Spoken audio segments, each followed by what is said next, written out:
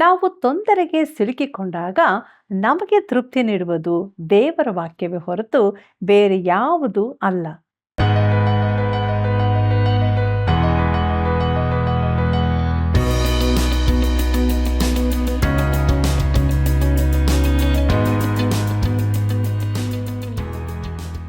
ಆತ್ಮೀಯ ಮಿತ್ರರೇ, ಅನುದಿನದ ದೇವರ ವಾಕ್ಯಗಳ ಅಧ್ಯಯನವು ನಿಮ್ಮ ಜೀವಿತಕ್ಕೆ ಸಂತೋಷವನ್ನು ತಂದಿದೆಯಲ್ಲವೇ?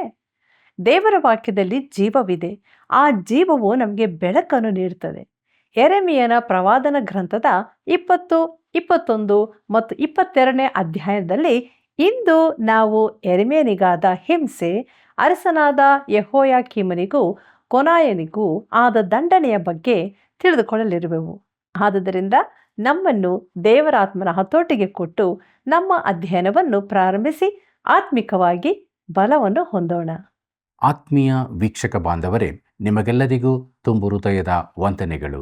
ದೇವರ ಮಹಾಕೃಪೆಯಿಂದ ಯೆರೆಮೀಯನ ಪ್ರವಾದನೆ ಗ್ರಂಥದ ಸತ್ಯವೇದ ಅಧ್ಯಯನದಲ್ಲಿ ನಾವು ಮುಂದೆ ಸಾಗುತ್ತಾ ಇದ್ದೇವೆ.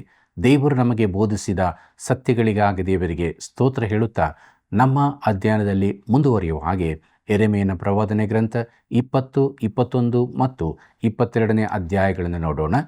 ಪ್ರಿಯರೇ, ಇದರ ಮುಖ್ಯ ಪ್ರಸ್ತಾಪ ಚಿದ್ಕೀಯನ ಆಳ್ವಿಕೆಯ ಕಾಲದಲ್ಲಿ ಯೆರೆಮೀಯನಿಗೆ ಹಿಂಸೆ, ಅವನು ಹೇಳಿದ ಪ್ರವಾದನೆಗಳು. ಪ್ರೀತಿಯುಳ್ಳ ದೇವಜನರೇ, ದೇವರು ಹೇಳಿದಂತೆ ಯೆರೆಮೀಯನು ತೋಫೆತಿಗೆ ಇಳಿದು ಕೂಜವನ್ನು ಒಡೆದಾಗ ಅವನು ಜನರಿಗೆ ಹೇಳಿದ ಸಂದೇಶವೇನೆಂದರೆ, ಯೆಹೂದವು ಸೆರೆಯಾಗಿ ಹೋಗುವುದೆಂದು, ಒಳ್ಳೆಯ ಶ್ರೇಷ್ಠ ಅರಸನಾದ ಯೋಷೀಯನು ಮರಣ ಹೊಂದಿದ್ದನು, ಅವನ ಬಳಿಕ ಯೆಹೋವಾಹಾಜನು ಯೆಹೋಯಾಕೀಮನು ಅರಸರಾದರು, ಯೆಹೂದದ ಕೊನೆಯ ಅರಸನಾದ ಚಿದ್ಕೀಯನು ಈಗ ಆಳುತ್ತಿದ್ದನು. ಯೆಹೂದವನ್ನು ಆಳಿದ ಅರಸರಲ್ಲಿ ಇವನು ಅತೀ ಬಲಹೀನನೂ ಕೆಟ್ಟವನೂ ಆಗಿದ್ದನು. ಪ್ರಿಯರೇ, ಯೆರೆಮೀಯನು ಮುಂತಿಳಿಸಿದ ಸೆರೆ ಒಯ್ಯುವಿಕೆ ಇವನ ಕಾಲದಲ್ಲಿ ಆಗಲಿಕ್ಕಿತ್ತು. ಯೆರೆಮೀಯನ ಜೀವಿತ ಹಾಗೂ ಸೇವೆಯಲ್ಲಿ ಒಂದು ಬದಲಾವಣೆಯನ್ನು ನಾವು ಕಾಣಲಿದ್ದೇವೆ. ದೇವರ ಮಾತುಗಳನ್ನು ನುಡಿಯುವಾಗ ಅವನು ಹಠಮಾರಿಯೂ ಬಲಶಾಲಿಯೂ ಕಠಿಣ ಮನಸ್ಸಿನವನೂ ಆಗಿದ್ದರೂ ವೈಯಕ್ತಿಕವಾಗಿ ಅವನು ಮೃದು ಹೃದಯದವನಾಗಿದ್ದನು. ಪ್ರಿಯರೇ, ಯೆರೆಮೀಯನ ಪ್ರವಾದನೆ ಗ್ರಂಥ 20ನೇ ಅಧ್ಯಾಯ ಮೊದಲಿನ 2 ವಚನಗಳನ್ನು ಗಮನಿಸಿರಿ. ಯೆರೆಮೀಯನು ಈ ಪ್ರವಾದನೆ ಮಾಡುವುದನ್ನು ಯಾಜಕ ಇಮ್ಮೇರನ ಮಗನೂ ಯೆಹೋವನ ಆಲಯದ ಮುಖ್ಯಾಧಿಕಾರಿಯೂ ಆದ ಶಶೂಹರನು ಕೇಳಿ ಪ್ರವಾದಿಯಾದ ಯೆರೆಮೀಯನನ್ನು ಹೊಡೆಯಿಸಿ ಯೆಹೋವನ ಆಲಯಕ್ಕೆ ಸೇರಿದ ಮೇಲಣ ಬೆನ್ಯಾಮೀನ್ ಬಾಗಿಲಲ್ಲಿದ್ದ ಕೊಳಕ್ಕೆ ಹಾಕಿಸಿದನು ಎಂಬುದಾಗಿ. ಪ್ರೀತಿಯುಳ್ಳ ದೇವಜನರೇ, ಹಿಂಸೆ ಎಲ್ಲಿಂದ ಆರಂಭವಾಯಿತೆಂದು ನೋಡಿರಿ. ಅದು ಸಾಂಸ್ಥಿಕ ಧಾರ್ಮಿಕ ಸ್ಥಾನದಿಂದಲೇ ಆರಂಭವಾಯಿತು. ಈ ದಿನಗಳಲ್ಲೂ ದೇವರ ವಾಕ್ಯಕ್ಕೆ ವಿರೋಧವು, ದೇವರ ವಾಕ್ಯವನ್ನು ತಿರಸ್ಕರಿಸುವ ಸುಧಾರಣಾವಾದಿಗಳಾದ ಸಭೆಗಳಿಂದಲೇ ಉಂಟಾಗುತ್ತದೆ.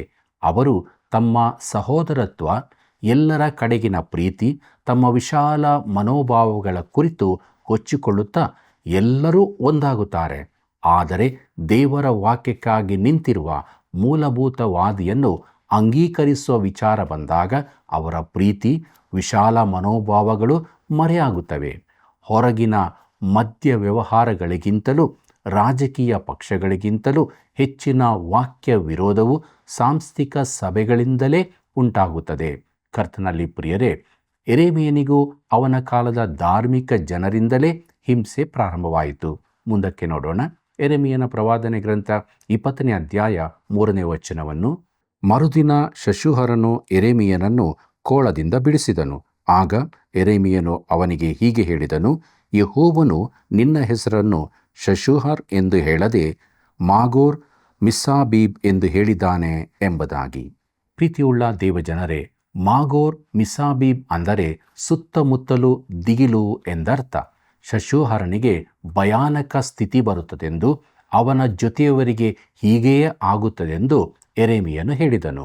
ಯೆರೆಮೀಯನ ಪ್ರವಾದನೆ ಗ್ರಂಥ 20ನೇ ಅಧ್ಯಾಯ 4ನೇ ವಚನವನ್ನು ಗಮನಿಸಿರಿ. ಏಕೆಂದರೆ ಯೆಹೋವನು, ಇಗೋ, ನಾನು ನಿನ್ನನ್ನು ನಿನಗೂ ನಿನ್ನ ಎಲ್ಲ ಸ್ನೇಹಿತರಿಗೂ ದಿಗಿಲಿಗೆ ಆಸ್ಪದನನ್ನಾಗಿ ಮಾಡುವೆನು.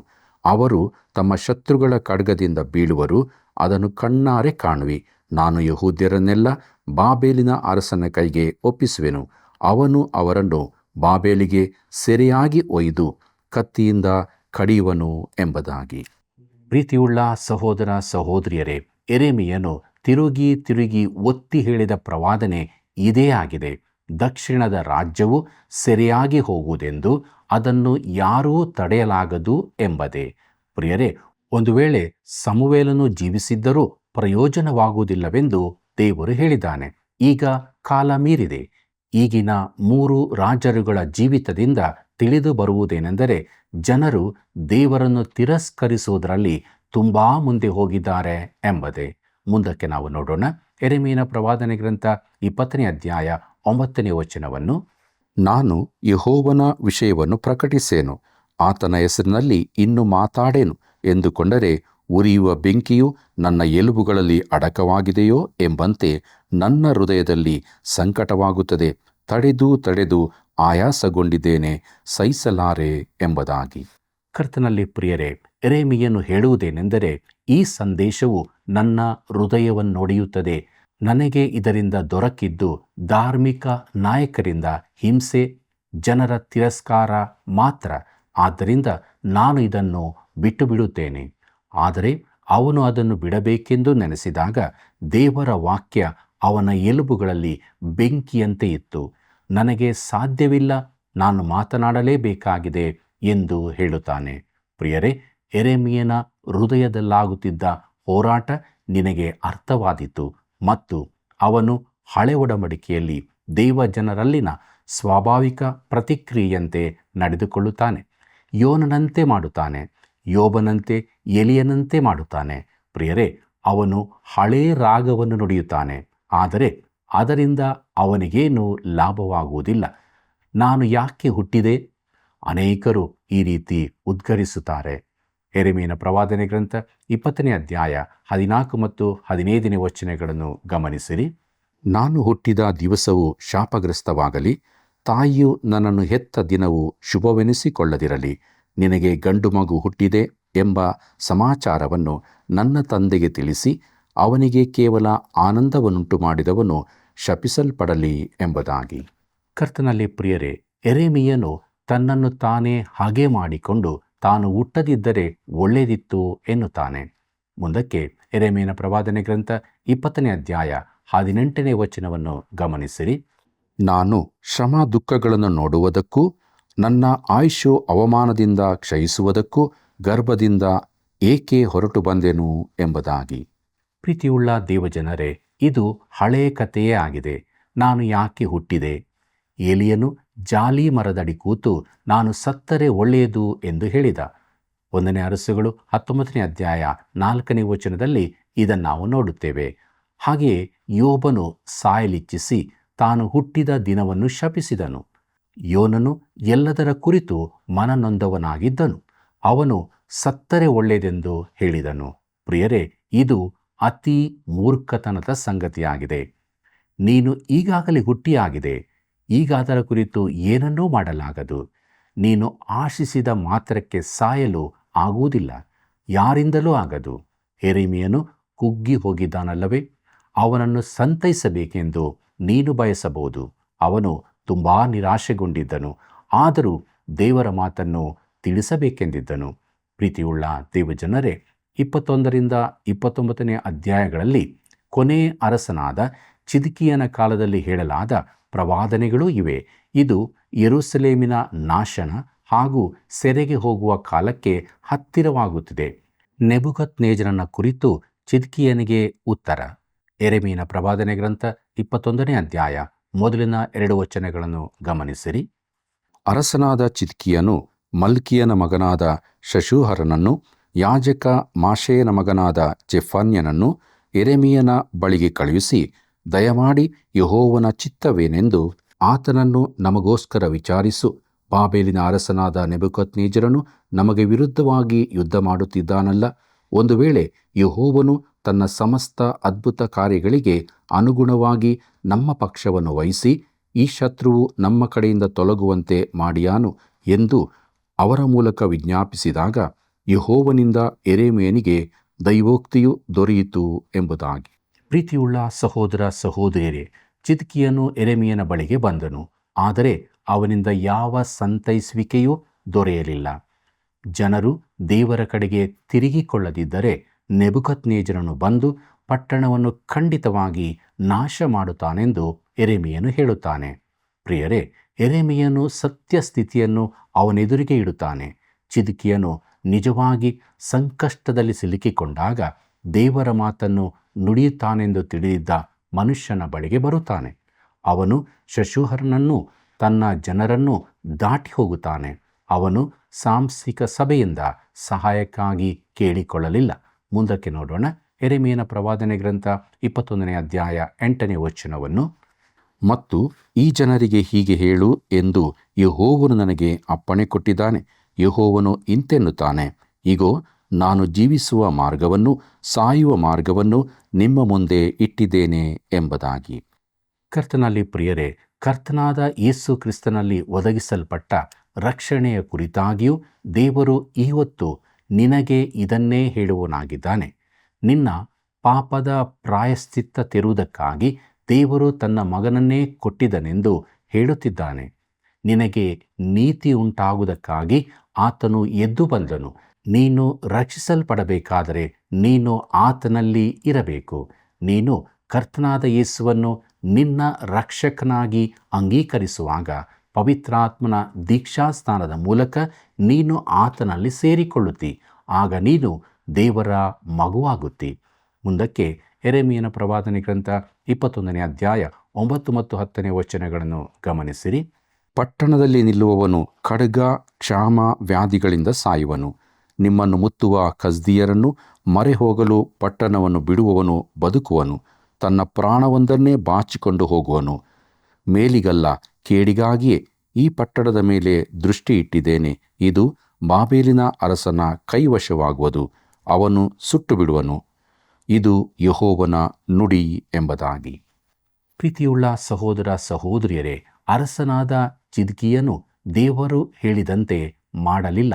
ಅವನೊಬ್ಬ ಬಲಹೀನನು, ಅರಸರಲ್ಲಿ ಅತಿ ಕೆಟ್ಟವನೂ ಆಗಿದ್ದನು. ಅವನು ದೇವರ ಕಡೆಗೆ ತಿರುಗಿಕೊಳ್ಳಲೇ ಇಲ್ಲ. ಅವನು ನೆನೆಸಿರಬಹುದು, ಯೆಹೋಯಾಕೀಮನು ನನ್ನಷ್ಟೇ ಕೆಟ್ಟವನಾಗಿರಲಿಲ್ಲವೇ? ಅವನು ಅರಸನಾಗಿದ್ದಾಗ ಪಟ್ಟಣವನ್ನು ನೆಬೂಕದ್ನೆಚ್ಚರನನ್ನು ನಾಶ ಮಾಡಲು ದೇವರು ಬಿಡಲಿಲ್ಲ. ಈಗ ಅದು ಹೇಗೆ ಸಂಭವಿಸಿತು ಎಂಬುದಾಗಿ. ಪ್ರಿಯರೇ, ಮುಂದಕ್ಕೆ ಯೆಹೋಯಾಕೀಮನಿಗಾದ ದಂಡನೆ ಎಂಬ ವಿಚಾರವನ್ನು ನೋಡೋಣ. ದೇವರ ವಾಕ್ಯದಲ್ಲಿ ಹೇಳಲ್ಪಟ್ಟ ಅತಿ ಕಟುವಾದ ದಂಡನೆಯು 22ನೇ ಅಧ್ಯಾಯದಲ್ಲಿ ನುಡಿಯಲ್ಪಟ್ಟಿದೆ. ದೇವರು ಕಾಯಿನನ ಕುರಿತು ಇಲ್ಲವೇ ಕರ್ತನಾದ ಯೇಸು ಯೂದನ ಕುರಿತು ತಿಳಿಸಿದ ದಂಡನೆಗಿಂತಲೂ ಇದು ಕ್ರೂರವಾದದ್ದಾಗಿದೆ. ಅದು ಭಯಾನಕವಾದದ್ದಾಗಿದೆ. ಅಲ್ಲದೆ ಸತ್ಯವೇದದಲ್ಲಿನ ಪ್ರವಾದನೆಗಳಲ್ಲಿ ಅತಿ ಗಮನಾರ್ಹವಾದದ್ದಾಗಿದೆ. ಪ್ರಿಯರೇ, ಕೋನಾಯನ ಇಲ್ಲವೇ ಯೆಹೋಯಾಕೀನನ ಮೇಲಣ ದಂಡನೆಗಿಂತ ಮೊದಲು ಯೆಹೋಯಾಕೀಮನಿಗಾದ ದಂಡನೆಯ ವಿಚಾರವಿರುತ್ತದೆ. ಅವನು ಕೂಡ ದುಷ್ಟ ಅರಸನೇ ಆಗಿದ್ದನು. ಮುಂದಕ್ಕೆ ನೋಡ್ರಿ. ಯೆರೆಮೀಯನ ಪ್ರವಾದನೆ ಗ್ರಂಥ 22ನೇ ಅಧ್ಯಾಯ 13ನೇ ವಚನವನ್ನು. ತನ್ನ ಅರಮನೆಯನ್ನು ದುರ್ನೀತಿಯಿಂದಲೂ ಮಹಡಿಗಳನ್ನು ಅನ್ಯಾಯದಿಂದಲೂ ಕಟ್ಟಿಸಿಕೊಳ್ಳುವವನ ಗತಿಯನ್ನು ಏನು ಹೇಳಲಿ? ಕೂಲಿ ಕೊಡದೆ ನೆರೆಯವನಿಂದ ಬಿಟ್ಟಿ ಕೆಲಸವನ್ನು ಮಾಡಿಸಿ ಎಂಬುದಾಗಿ. ಪ್ರೀತಿಯುಳ್ಳ ಸಹೋದರ ಸಹೋದರಿಯರೇ, ಜನರು ತಪ್ಪು ಮಾರ್ಗಗಳಿಂದ ಐಶ್ವರ್ಯವಂತರಾಗುತ್ತಾರೆ. ಬಡವರಿಗೆ ಸರಿಯಾದ ಕೂಲಿ ಕೊಡಲ್ಪಡುತ್ತಿರಲಿಲ್ಲ. ಯೆರೆಮೀಯನ ಗ್ರಂಥ 22ನೇ ಅಧ್ಯಾಯ 14 ಮತ್ತು 15ನೇ ವಚನಗಳನ್ನು ಗಮನಿಸಿರಿ. ಆಹಾ, ನಾನು ವಿಸ್ತಾರವಾದ ಅರಮನೆಯನ್ನು ವಿಶಾಲವಾದ ಮಹಡಿಗಳನ್ನು ಕಟ್ಟಿಸಿಕೊಳ್ಳುವೆನು ಎಂದು ಹೇಳಿ ಅಗಲಗಲವಾದ ಕಿಟಕಿಗಳನ್ನಿಡಿಸಿ ಒಳಗೆ ಗೋಡೆಗಳಿಗೆಲ್ಲ ದೇವದಾರಿನ ಹಲಿಗೆಗಳನ್ನು ಹೊದಿಸಿ ಕಿರಿಮಂಜಿಯ ಬಣ್ಣವನ್ನು ಬಳಸಿಕೊಳ್ಳುವವನ ಪಾಡನ್ನು ಏನು ಹೇಳಲಿ? ನೀನು ದೇವದಾರುವಿನ ಕೆಲಸದಲ್ಲಿ ಸ್ಪರ್ಧೆಯುಳ್ಳವನಾಗಿರುವುದರಿಂದಲೇ ಆಳತಕ್ಕವನಾಗಿದ್ದೀಯೋ? ನಿನ್ನ ತಂದೆಯು ಎಷ್ಟೇ ಉಂಡು ಕುಡಿದರೂ ನೀತಿ ನ್ಯಾಯಗಳನ್ನಂತೂ ಕೈಗೊಳ್ಳುತ್ತಿದ್ದನು ಎಂಬುದಾಗಿ. ಪ್ರೀತಿಯುಳ್ಳ ದೇವಜನರೇ, ನಿನ್ನ ತಂದೆಯು ಎಂಬುದಾಗಿ ನೋಡುವಾಗ ಯೆರೆಮೀಯನು ಒಳ್ಳೆಯ ಅರಸನಾದ ಯೋಷೀಯನ ಕುರಿತು ಹೇಳುತ್ತಿದ್ದಾನೆ. ಯೆರೆಮೀಯನ ಪ್ರವಾದನೆ ಗ್ರಂಥ 22ನೇ ಅಧ್ಯಾಯ 16 ಮತ್ತು 17ನೇ ವಚನಗಳನ್ನು ಗಮನಿಸಿರಿ. ಆಗ ಅವನಿಗೆ ನೆಮ್ಮದಿಯಾಗಿತ್ತು, ದೀನ ದರಿದ್ರರ ವ್ಯಾಜ್ಯವನ್ನು ತೀರಿಸುತ್ತಿದ್ದನು. ಆಗ ಸುಖವಾಗಿತ್ತು. ನನ್ನನ್ನು ಅರಿಯುವುದೆಂದರೆ ಇದೇ ಎಂಬುದು ಯೆಹೋವನ ನುಡಿ. ಆದರೆ ನಿರ್ದೋಷಿಗಳ ರಕ್ತವನ್ನು ಸುರಿಸುವುದು, ದೋಚಿಕೊಳ್ಳುವುದು, ಹಿಂಸಿಸುವುದು, ಜಜ್ಜುವುದು ಇವುಗಳನ್ನು ಮಾಡುವುದರಲ್ಲಿಯೇ ನಿನ್ನ ದೃಷ್ಟಿಯು ನಿನ್ನ ಮನಸ್ಸು ನೆಲೆಗೊಂಡಿವೆ ಎಂಬುದಾಗಿ. ಪ್ರೀತಿಯುಳ್ಳ ದೇವಜನರೇ, ಯೋಷೀಯನು ದೀನ ದರಿದ್ರರ ವ್ಯಾಜ್ಯವನ್ನು ತೀರಿಸುತ್ತಿದ್ದನು. ಆದರೆ ಯೆಹೋಯಾಕೀಮನ ಕಾಲದಲ್ಲಿ ಶ್ರೀಮಂತರು ಅನ್ಯಾಯ ಮಾರ್ಗದಿಂದ ಶ್ರೀಮಂತರಾಗುತ್ತಿದ್ದರು, ಬಡವರು ಇನ್ನೂ ಬಡವರಾಗುತ್ತಿದ್ದರು. ಈ ಪ್ರಸ್ತಾಪದ ಕುರಿತಾಗಿ ದೇವರು ತುಂಬ ತಿಳಿಸುತ್ತಾನೆ. ಶ್ರೀಮಂತರು ಇತರರ ಪ್ರಯಾಸದಿಂದಲೂ ಬಡವರನ್ನು ತುಳಿಯುವುದರಿಂದಲೂ ಸಂಪತ್ತನ್ನು ಕೂಡಿಸಿಟ್ಟುಕೊಳ್ಳುತ್ತಾರೆಂದು ಯೆರೆಮೀಯನು ಹೇಳುತ್ತಾನೆ. ಪ್ರಿಯರೇ, ತಮ್ಮ ಹೆಮ್ಮೆ ಅಹಂಕಾರಗಳಿಂದ ತಮಗೋಸ್ಕರ ಮಹಲುಗಳನ್ನು ಕಟ್ಟಿಸಿಕೊಂಡು ತಮ್ಮ ಐಶ್ವರ್ಯ ಕೂಡಿಕೆಗಾಗಿ ತಾವು ಮಾಡಿದ ಅನ್ಯಾಯಗಳನ್ನು ದೇವರು ಮರೆತಿದ್ದಾನೆಂದು ಭಾವಿಸಿಕೊಂಡಿದ್ದಾರೆ. ಹೊಸ ಒಡಂಬಡಿಕೆಯಲ್ಲಿ ನಾವು ಓದುತ್ತೇವೆ, ಧನಿಕರೇ ಕೇಳಿರಿ, ನಿಮಗೆ ಬರುವ ದುರ್ದಶೆಗಳಿಗಾಗಿ ಕಣ್ಣೀರಿಡಿರಿ, ಗೋಳಾಡಿರಿ. ನಿಮ್ಮ ಧನವು ನಾಶವಾಗಿದೆ, ನಿಮ್ಮ ಬಟ್ಟೆಗಳಿಗೆ ನುಸಿ ಹಿಡಿದದೆ, ನಿಮ್ಮ ಚಿನ್ನ ಬೆಳ್ಳಿಗಳು ಮಣ್ಣು ಹಿಡಿದವೆ, ಆ ಮಣ್ಣೇ ನಿಮಗೆ ಸಾಕ್ಷಿಯಾಗಿದ್ದು ಎಂಬುದಾಗಿ ಯಾಕೋಬನ ಬರೆದ ಪತ್ರಿಕೆ 5ನೇ ಅಧ್ಯಾಯ ಮೊದಲ 3 ವಚನಗಳಲ್ಲಿ ಓದುತ್ತೇವೆ. ಕರ್ತನಲ್ಲಿ ಪ್ರಿಯರೇ, ದೇವರು 2 ವಿಷಯಗಳಿಗಾಗಿ ಶ್ರೀಮಂತರನ್ನು ದೂರುತ್ತಾನೆ. ಅವರು ಹಣ ಸಂಪಾದಿಸುವ ವಿಧಾನಕ್ಕಾಗಿ ಹಾಗೂ ಅದನ್ನು ಉಪಯೋಗಿಸುವ ರೀತಿಗಾಗಿ. ಪ್ರಿಯರೇ, ತುಂಬ ಜನರು ಬಡತನದಲ್ಲಿರುವಾಗ ನಾವು ಮಹಲುಗಳಲ್ಲಿ ವಾಸಿಸುವುದು ಪಾಪವೇ ಆಗಿದೆ. ಕ್ರೈಸ್ತನಾದವನು ಈ ರೀತಿ ಮಾಡಬಾರದೆಂದು ನಾನು ನೆನೆಸುತ್ತೇನೆ. ಸಹಾಯದ ಅಗತ್ಯವಿರುವ ಬಡ ಕ್ರೈಸ್ತರು ತುಂಬ ಮಂದಿ ಇರುತ್ತಾರೆ. ಹಾಗಿರುವಾಗ ಕ್ರೈಸ್ತ ಸಂಸ್ಥೆಗಳು ತಮಗಾಗಿ ವೈಭವದ ಬಂಗಲೆಗಳಲ್ಲಿರುವುದು ಸರಿಯಲ್ಲ. ಧಾರ್ಮಿಕತೆ ಕೂಡ ಬೆಂಬಲವಾಗಿರುವುದು ಕಂಡುಬರುತ್ತದೆ. ತಮ್ಮ ಸಭೆಯಲ್ಲಿ ಕೆಲವು ಲಕ್ಷಾಧೀಶ್ವರರಿರುತ್ತಾರೆಂದು ಕೆಲವು ಸಭಾಪಾಲಕರು ಕೊಚ್ಚಿಕೊಳ್ಳುತ್ತಾರೆ. ಆದರೆ ಅವರು ದೇವರ ವಾಕ್ಯ ಪ್ರಸಾರಕ್ಕಾಗಿ ಏನು ಮಾಡುತ್ತಿದ್ದಾರೆ? ಪ್ರೀತಿಯುಳ್ಳ ಸಹೋದರ ಸಹೋದರಿಯರೇ, ಸ್ವಾರ್ಥ ತಲುಪಲು ಅತಿ ಕಠಿಣರಾದ 2 ರೀತಿಯ ಜನರು ಯಾರೆಂದು ತಿಳಿದಿದೆಯೋ? ಅತೀ ಶ್ರೀಮಂತರು ಹಾಗೂ ಅತೀ ಬಡವರು. ದೇವರು ಇದನ್ನು ಸರಿಪಡಿಸಲಿಚ್ಛಿಸುತ್ತಾನೆ. ಯಾಕಂದರೆ ಅವರೆಲ್ಲರೂ ಸ್ವಾರ್ಥ ಕೇಳಿ ರಕ್ಷಿಸಲ್ಪಡಬೇಕೆಂದು ಆತನು ಆಶಿಸುತ್ತಾನೆ. ಪ್ರಿಯರೇ, ಉನ್ನತ ಮಟ್ಟದಲ್ಲಿರುವವರು ಅತಿ ಕೆಳಗಿನ ಸ್ಥಾನದಲ್ಲಿರುವವರಿಗೆ ಸಹಾಯ ಮಾಡಬೇಕೆಂದು ಆತನು ಆಶಿಸುತ್ತಾನೆ. ಕೋನಾಯನಿಗಾದ ದಂಡನೆ, ಕೋನಾಯನಿಗಾದ ಕಠಿಣ ಹಾಗೂ ಭಯಾನಕವಾದ ದಂಡನೆಯ ಕುರಿತು ನಾವು ನೋಡಲಿದ್ದೇವೆ. ಯೆರೆಮೀಯನ ಪ್ರವಾದನೆ ಗ್ರಂಥ 22ನೇ ಅಧ್ಯಾಯ 24 ಮತ್ತು 25ನೇ ವಚನಗಳನ್ನು ಗಮನಿಸಿರಿ.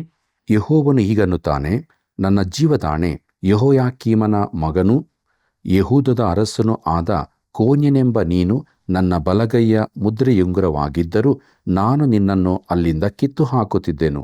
ನಿನ್ನ ಪ್ರಾಣವನ್ನು ಹುಡುಕಿ ನಿನ್ನಲ್ಲಿ ಭಯವನ್ನು ಹುಟ್ಟಿಸುವವರ ಕೈಗೆ, ಅಂದರೆ ಬಾಬೇಲಿನ ಅರಸನಾದ ನೆಬೂಕದ್ನೆಚ್ಚರನ ಮತ್ತು ಕಸ್ದೀಯರ ಕೈಗೆ ಕೊಟ್ಟು ಬಿಡುವೆನು ಎಂಬುದಾಗಿ.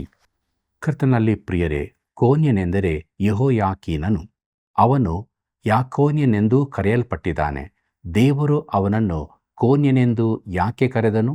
ಯಾಕೆಂದರೆ ಯಾಕೋನ್ಯನೆಂಬ ಹೆಸರಿನಲ್ಲಿನ ಯಾ ಎಂಬುದು ಯೆಹೋವ ಎಂಬುದಕ್ಕೆ ಸಮಾನವಾಗಿದೆ. ದೇವರು ಹೇಳುತ್ತಿದ್ದಾನೆ, ನನ್ನನ್ನು ಆ ಮನುಷ್ಯನೊಂದಿಗೆ ಸರಿ ಜೋಡಿಸಬೇಡಿರಿ ಎಂದು. ಅವನು ನನ್ನ ಬಲಗೈಯ ಉಂಗುರವಾಗಿದ್ದರೂ ನಾನು ಅವರನ್ನು ಕಿತ್ತು ಹಾಕುತ್ತಿದ್ದೆನು. ಮುಂದಕ್ಕೆ ನೋಡ್ರಿ, ಯೆರೆಮೀಯನ ಪ್ರವಾದನೆ ಗ್ರಂಥ 22ನೇ ಅಧ್ಯಾಯ 28ರಿಂದ 30ನೇ ವಚನದವರೆಗೆ. ಕೋನ್ಯನೆಂಬ ಈ ಮನುಷ್ಯನು ಅಸಡ್ಡೆಗೀಡಾದ ಒಡಕು ಗಡಿಗೆಯೋ, ಯಾರಿಗೂ ಇಷ್ಟವಲ್ಲದ ಮಡಿಕೆಯೋ? ಅವನು ಅವನ ಸಂತತಿಯವರು ಏಕೆ ಬಿಸಾಡಲ್ಪಟ್ಟಿದ್ದಾರೆ? ನೋಡದ ದೇಶಕ್ಕೆ ಏಕೆ ಎಸೆಯಲ್ಪಟ್ಟಿದ್ದಾರೆ? ದೇಶವೇ, ದೇಶವೇ, ದೇಶವೇ, ಯೆಹೋವನ ಮಾತನ್ನು ಕೇಳು. ಯೆಹೋವನು ಇಂತೆನ್ನುತ್ತಾನೆ, ಇವನನ್ನು ಮಕ್ಕಳಿಲ್ಲದವನು, ವ್ಯರ್ಥ ಜನ್ಮದವನು ಎಂದು ಪಟ್ಟಿಯಲ್ಲಿ ಬರೆಯಿರಿ. ಇವನ ಸಂತಾನದಲ್ಲಿ ಇನ್ನು ಮೇಲೆ ಯಾವನು ದಾವೀದನ ಸಿಂಹಾಸನದಲ್ಲಿ ಕೂತು ಯೆಹೂದವನ್ನು ಆಳಿ ಬಾಳನು ಎಂಬುದಾಗಿ. ಪ್ರೀತಿಯುಳ್ಳ ಸಹೋದರ ಸಹೋದರಿಯರೇ, ದೇವರು ಇಡೀ ಭೂಲೋಕವನ್ನು ತನಗೆ ಸಾಕ್ಷಿಯಾಗಿರುವಂತೆ ಕರೆ ಕೊಡುತ್ತಾನೆ. ಕೋನ್ಯನ ಸಂತಾನದವರಲ್ಲಿ ಯಾರೂ ದಾವೀದನ ಸಿಂಹಾಸನದಲ್ಲಿ ಕೂತುಕೊಳ್ಳರು, ಯೆಹೂದವನ್ನು ಆಳಲಾರರು. ಯೋಸೇಫನು ಯೇಸುವಿನ ತಂದೆಯಾಗಿಲ್ಲವೆಂಬುದಕ್ಕೆ ಇದು ಒಂದು ಸೂಚನೆಯಾಗಿದೆ. ಯಾಕೋನ್ಯನ ವಂಶದವನು ಮತ್ತು ಆ ವಂಶದಲ್ಲಿ ಯಾರೂ ದಾವೀದನ ಸಿಂಹಾಸನದ ಮೇಲೆ ಕೂತುಕೊಳ್ಳಲಾರರು ಎಂದು ದೇವರು ಹೇಳುತ್ತಿದ್ದಾನೆ. ಹಾಗಾದರೆ ಅಂದಿನಿಂದ ದಾವೀದನ ಸಿಂಹಾಸನವು ಬರಿದಾಗುತ್ತದೆಂದು ಅರ್ಥವೋ? ಪ್ರಿಯರೇ, ಇನ್ನೊಂದು ಪ್ರವಾದನೆಯನ್ನು ಕೇಳಿರಿ. ಯೆಹೋವನು ಇಂತೆನ್ನುತ್ತಾನೆ, ದಾವೀದನ ವಂಶವು ನಿಂತು ಹೋಗದೆ ಆ ಸಂತಾನದವರು ಇಸ್ರಾಯೇಲ್ಯರ ಸಿಂಹಾಸನದಲ್ಲಿ ತಪ್ಪದೆ ಆಸೀನರಾಗುತ್ತಾ ಬರುವರು. ಯೆರೆಮೀಯನ ಪ್ರವಾದನೆ ಗ್ರಂಥ 33ನೇ ಅಧ್ಯಾಯ 17ನೇ ವಚನದಲ್ಲಿ ಇದನ್ನು ನಾವು ನೋಡುತ್ತೇವೆ. ದಾವೀದನ ಸಿಂಹಾಸನದಲ್ಲಿ ಒಬ್ಬನು ಇದ್ದೇ ಇರುವನು, ಆದರೆ ಅವನು ಯಾಕೋನ್ಯನ ವಂಶದವನಾಗಿರುವುದಿಲ್ಲ. ಯೆರೆಮೀಯನ ಪ್ರವಾದನೆ ಗ್ರಂಥ 36ನೇ ಅಧ್ಯಾಯ 30ರಲ್ಲಿ ನಾವು ಹೀಗೆ ಓದುತ್ತೇವೆ, ಆದ ಕಾರಣ ಯೆಹೂದದ ಅರಸನಾದ ಯೆಹೋಯಾಕೀಮನ ವಿಷಯದಲ್ಲಿ ಯೆಹೋವನು ಇಂತೆನ್ನುತ್ತಾನೆ, ಇವನ ಸಂತಾನದಲ್ಲಿ ಯಾವನು ದಾವೀದನ ಸಿಂಹಾಸನಾರೂಢನಾಗನು. ಇವನ ಹೆಣವು ಬಿಸಾಡಲ್ಪಟ್ಟು ಹಗಲಿನ ತಾಪಕ್ಕೂ ರಾತ್ರಿಯ ಚಳಿಗೂ ಈಡಾಗುವುದು. ಯೆಹೋಯಾಕೀಮನು ಯಾಕೋನ್ಯನ ತಂದೆಯಾಗಿದ್ದಾನೆ. ದೇವರು ಈ ವಂಶಾವಳಿಯನ್ನು ಕಡಿದು ಹಾಕಿದ್ದಾನೆ. ಕರ್ತನಲ್ಲಿ ಪ್ರಿಯರೇ, ಯೇಸು ಕ್ರಿಸ್ತನ ವಂಶಾವಳಿ ಎಂದು 2 ವಂಶಾವಳಿಗಳು ಬರೆಯಲ್ಪಟ್ಟಿವೆ. ಅದಕ್ಕೆ ಕಾರಣವೂ ಇದೆ. ಮತ್ತಾಯನು ಬರೆದ ಸುವಾರ್ತೆ 1ನೇ ಅಧ್ಯಾಯದಲ್ಲಿ ಬರೆದ ವಂಶಾವಳಿ ಯೋಸೇಫನಿಂದ ಆರಂಭಗೊಳ್ಳುತ್ತದೆ ಮತ್ತು ದಾವೀದನಿಂದ ಹೊರಟು ಸೊಲೊಮೋನನಿಂದ ಯಾಕೋನ್ಯನಿಂದ ಯೋಸೇಫನ ತನಕ ಬರುತ್ತದೆ. ಯೋಸೇಫನ ವಂಶದ ಮುಖಾಂತರ ಸಿಂಹಾಸನಕ್ಕೆ ಯೇಸುವಿಗೆ ಕಾನೂನಾತ್ಮಕ ಸಂಬಂಧ ದೊರಕುತ್ತದೆ. ಆದರೆ ಯೋಸೇಫನು ಯೇಸುವಿನ ತಂದೆಯಲ್ಲ. ಯೇಸುವು ಆ ವಂಶಾವಳಿಯಲ್ಲಿ ಬಂದವನಲ್ಲ. 2ನೇ ವಂಶಾವಳಿಯು ಲೂಕನ ಬರೆದ ಸುವಾರ್ತೆ 3ನೇ ಅಧ್ಯಾಯ 23ನೇ ವಚನದಿಂದ 38ನೇ ವಚನದಲ್ಲಿದೆ. ಇದು ಮರಿಯಳ ವಂಶಾವಳಿ ಮತ್ತು ಅದು ಸೊಲೊಮೋನನಿಂದ ಬಂದದ್ದಲ್ಲ, ದಾವೀದನ ಇನ್ನೊಬ್ಬ ಮಗನಾದ ನಾತಾನನಿಂದ ಬಂದದ್ದು. ಆ ವಂಶಾವಳಿಯ ಮೇಲೆ ಯಾವ ಶಾಪವಾಗಲಿ ದಂಡನೆಯಾಗಲಿ ಇರುವುದಿಲ್ಲ. ಕರ್ತನಾದ ಯೇಸು ಕ್ರಿಸ್ತನು ಕನ್ಯಾಸ್ತ್ರೀಯಲ್ಲಿ ಜನಿಸಿದವನು, ಮರಿಯಳ ಮೂಲಕ ಬಂದವನು. ಆ ಮೂಲಕ ಆತನಿಗೆ ದಾವೀದನ ರಕ್ತ ಸಂಬಂಧ ಉಂಟಾಯಿತು. ಪ್ರಿಯರೇ, ದಾವೀದನ ಸಿಂಹಾಸನದ ಬಾಧ್ಯಸ್ಥಿಕೆ ದೊರೆಯಿತು. ಇದು ಈ ಲೋಕದಲ್ಲಿನ ಅತೀ ವಿಶೇಷವಾದ ಒಂದು ಸಂಗತಿಯಲ್ಲವೇ? ಕರ್ತನಲ್ಲಿ ಪ್ರಿಯರೇ, ಆದ್ದರಿಂದಲೇ ದೇವರು ಇಡೀ ಭೂಲೋಕವನ್ನು ಸಾಕ್ಷಿಗಾಗಿ ಕರೆಯುತ್ತಿದ್ದಾನೆ. ದೇಶವೇ ದೇಶವೇ ದೇಶವೇ, ಯೆಹೋವನ ಮಾತನ್ನು ಕೇಳು. ತಾನು ಈ ರೀತಿಯಾಗಿ ಕಾರ್ಯ ಮಾಡುತ್ತಿದ್ದೇನೆಂಬುದನ್ನು ನೋಡುವಂತೆ ಭೂಲೋಕಕ್ಕೆ ಕರೆ ಕೊಡುತ್ತಾನೆ. ದೇವರ ಉದ್ದೇಶಗಳು ಬದಲಾಗುವುದಿಲ್ಲ. ನನಗೆ ಬೇಕಾದವರ ಮೇಲೆ ಆತನು ದಂಡನೆಯನ್ನೂ ಬರಮಾಡುತ್ತಾನೆ. ಆದರೂ ಬರತಕ್ಕ ಮೆಸ್ಸಿಯನು ದಾವೀದನ ವಂಶದವನೆಂಬ ತನ್ನ ವಾಗ್ದಾನವನ್ನು ನೆರವೇರಿಸ ಶಕ್ತನಾಗುತ್ತಾನೆ. ದೇವರಿಗೆ ಮಹಿಮೆಯಾಗಲಿ. ದೇವರ ವಾಗ್ದಾನವನ್ನು ನೆನಪು ಮಾಡಿಕೊಂಡು ಆತನ ಬಳಿ ನಾವು ಬೇಡಿಕೊಳ್ಳೋಣ, ಪ್ರಾರ್ಥನೆ ಮಾಡೋಣ. ಪ್ರೀತಿ ಸ್ವರೂಪನಾದ ದೇವರೇ, ನಿನ್ನ ವಾಕ್ಯದಿಂದ ನಮ್ಮ ಸಂಗಡ ಮಾತನಾಡಿದಕ್ಕಾಗಿ ಸ್ತೋತ್ರ. ನಮ್ಮನ್ನು ಕರುಣಿಸು. ನಮ್ಮೆಲ್ಲ ವೀಕ್ಷಕ ಬಾಂಧವರ ಜೀವಿತಗಳಲ್ಲಿ ನಿನ್ನ ವಾಗ್ದಾನವು ನೆರವೇರಲ್ಪಡಲಿ. ಪಾಪದಿಂದ ಬಿಡುಗಡೆ ಹೊಂದಿ ಆತ್ಮಭರಿತರಾಗಿ ಸಂತೋಷಭರಿತರಾಗಿ ನಿನ್ನನ್ನೇ ದೃಷ್ಟಿಸುತ್ತಾ ತಮ್ಮ ತಮ್ಮ ಜೀವಿತದಲ್ಲಿ ಓಡುವಂತೆ ಸಹಾಯ ಮಾಡು. ನಿನ್ನ ಕೃಪೆಯು ನಮ್ಮೆಲ್ಲರ ಸಂಗಡ ಇರಲಿ. ಯೇಸುವಿನ ನಾಮದಲ್ಲಿ ಬೇಡಿದ್ದೇವೆ ತಂದೆಯೇ, ಆಮೆನ್. ಪ್ರವಾದಿಯಾದ ಯೆರೆಮೀಯನು ದೇವರ ಮಾತುಗಳನ್ನು ನುಡಿಯುವಾಗ ಕಠಿಣವಾಗಿ ಕಂಡುಬಂದರೂ ಅವನು ಮೃದು ಹೃದಯವನಾಗಿದ್ದನು. ಹಿಂಸೆಯ ಸಮಯದಲ್ಲಿಯೂ ದೃಢಚಿತ್ತದಿಂದ ನಡೆದನು. ಅರಸನಾದ ಚಿದ್ಕೀಯ ಹಾಗೂ ಯೆಹೋಯಾಕೀಮನ ಬಗ್ಗೆ ತಿಳಿದುಕೊಂಡೆವು. ದೇವರ ದಂಡನೆ ಅದನ್ನು ತಪ್ಪಿಸಿಕೊಳ್ಳಲು ನಾವು ಆತನಿಗೆ ವಿಧೇಯರಾಗಿಯೂ ಎಲ್ಲ ಸ್ಥಿತಿಯಲ್ಲಿಯೂ ಸತ್ಯವಂತರಾಗಿ ಜೀವಿಸೋಣ. ಪ್ರಿಯ ವೀಕ್ಷಕರೇ, ಇಂದಿನ ಅಧ್ಯಯನವು ನಿಮಗೆ ಸಮಾಧಾನವನ್ನು ತಂದಿದೆಯೋ? ಹಾಗಾದರೆ ಹಿಂದೆ ಕರೆ ಮಾಡಿ ಈ ಸೇವೆಯನ್ನು ಬೆಂಬಲಿಸಿರಿ. ಮತ್ತೆ ಸಂಧಿಸೋಣ. ವಂದನೆಗಳು.